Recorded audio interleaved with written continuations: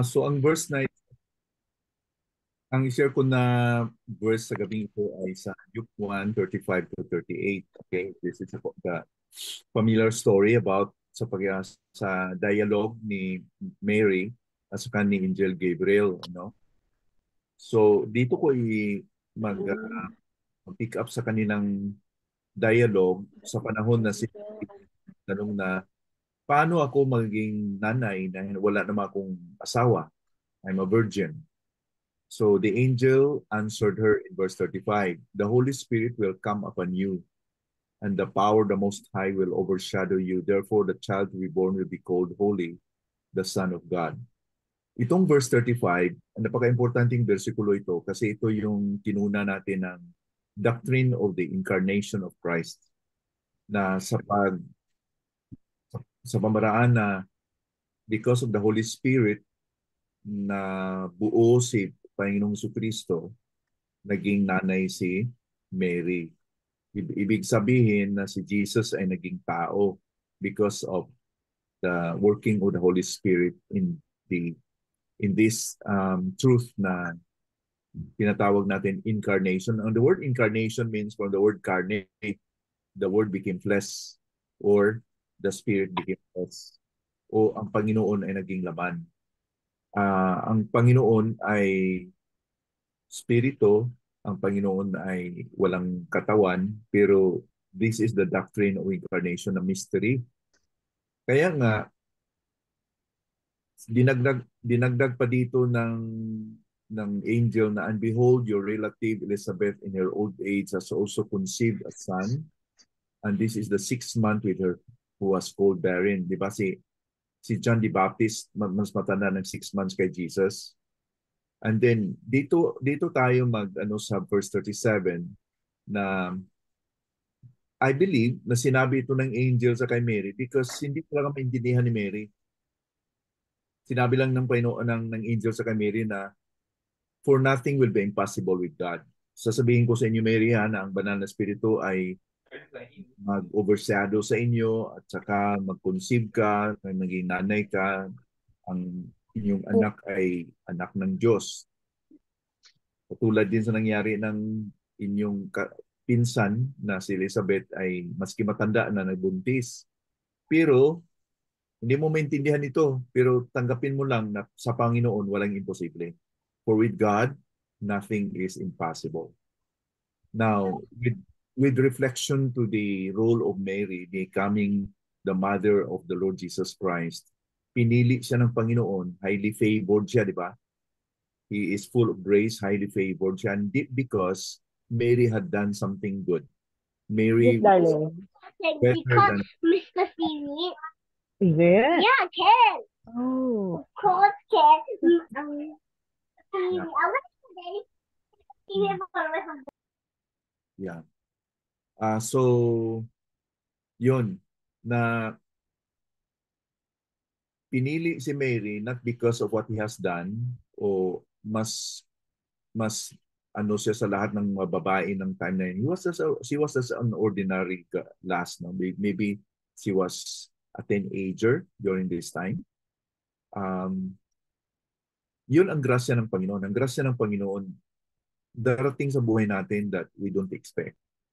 At hindi natin ma-compare na ay si Mary ay mas ano talaga kaya nga pinaburan. Hindi. It's just that she has a special role sa buhay ni Panginoon Kristo at sa plan ng salvation, ng redemption ng mundo. Now, applying this to our context, may about role tayo. Not maybe kaya parehay Mary, pero we have a special role to play. The Lord is gracious na niligtas tayo, pinili tayo, at inilagay tayo sa isang sitwasyon sa buhay natin at uh, certain ministry or na katayuan natin ngayon na alam natin na doon tayo nilagay ni Lord. Na minsan magsasabi tayo, kakayanin ko kaya ito Lord. Hindi ko maintindihan Lord. Kakayanin ko kaya ito. Magkakamanan ko kaya itong role ko. Pero sa sinabi ng Panginoong, sa sinabi ng anghel sa kay Mary, For with God, nothing is impossible. Let's find comfort in this na kung ang Panginoon magpili sa atin to do something, sometimes we feel that we are inadequate, we cannot do it. Sometimes it's too difficult. Think of this, si Mary, isang babae na pure, chaste, virgin, hindi naman siya makasalanan in terms na she was really a dirty woman. Pero kung mabuntis siya na walang tatay, walang husband, think of the implications sa society nila noon. Kung hindi siya pakasalan ni Joseph. Si Joseph na nagplano na i-divorce siya eh. Then, pinakitaan din siya ng angel na don't fulfill what you plan, Joseph, because in-explain ng Panginoon ng angel sa kay Joseph na magbuntis si Mary pero ang binuntis niya ay patawagin na Jesus because he will be the Savior of the world. So, si Joseph became like a Salvador del Mundo. No? Ang reputasyon ni Mary na protektahan kasi pinakasalan si Mary. Think of mangyayari no na hindi pa kasalan, hindi natuloy. Malaking skandalo sa buhay ni Mary. And sometimes, kung may mga roles na i-play natin sa buhay natin, it could be very risky, dangerous. It can affect our reputation. It can affect our lives. And may mga realidad na mahirap, Lord, hindi ko kaya to. Anong sasabihin ng tao, anong pagtingin nila sa buhay ko. But if this is really the will of the Lord, let's not, hindi natin maintindihan, no? And that should remain like a mystery. Let's not force ourselves na maintindihan natin kasi may mga bagay na hindi natin maintindihan.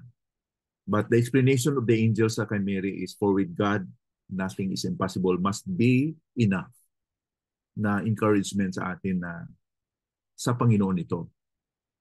Walang imposible sa Lord. Kung gamitin tayo ni Lord in a special way, hindi sa ating kapangyarihan, kundi sa kapangyarihan ni Lord. Anong sagot ni Mary? Sagot niya sa verse 38, behold, I am the servant of the Lord. Let it be to me according to your word. And the angel departed from her. So, nag-surrender lang si Mary. Lord, kung yun ang kalooban niyo, Lord, yun ang katutuwa niyo, Lord, ako po'y servant niyo. Ako po'y dulos. Let it be according to your word. Kung ganun ang kalooban niyo, Lord, according sa inyong salita, according sa inyong ni-reveal, I am willing to obey. And history, the rest is history, no? Si Mary naging nanay ni Jesus hanggang sa dulo ng pinapako si Panginoon Kristo nandoon siya. And she was grieved, but she understood everything. Alam niya na itong anak niya ay hindi ordinaryo na anak. You see? So simula pa na when Jesus turned the water into wine, sinabihan siya na, anak, may problema sila. Sinabihan siya na, woman, my time is not yet come. Hindi siya na-insulto.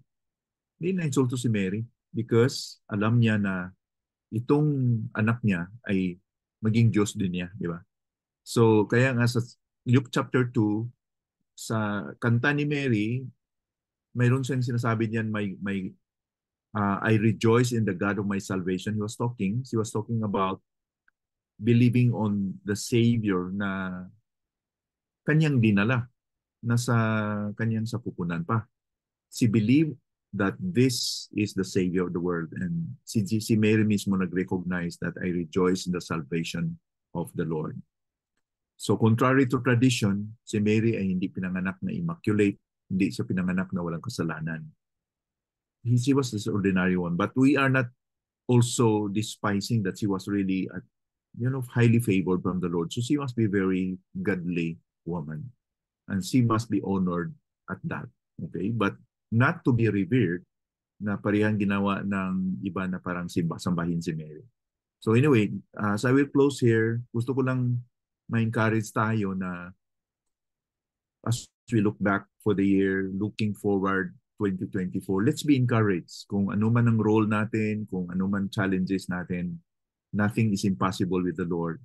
sana po ang ating puso ay hindi katulad kay Mary na mag-surrender sa Panginoon, mag-submit tayo sa Lord. Lord, kung anong gusto mo, nandito lang ako. I'm your servant. Ha?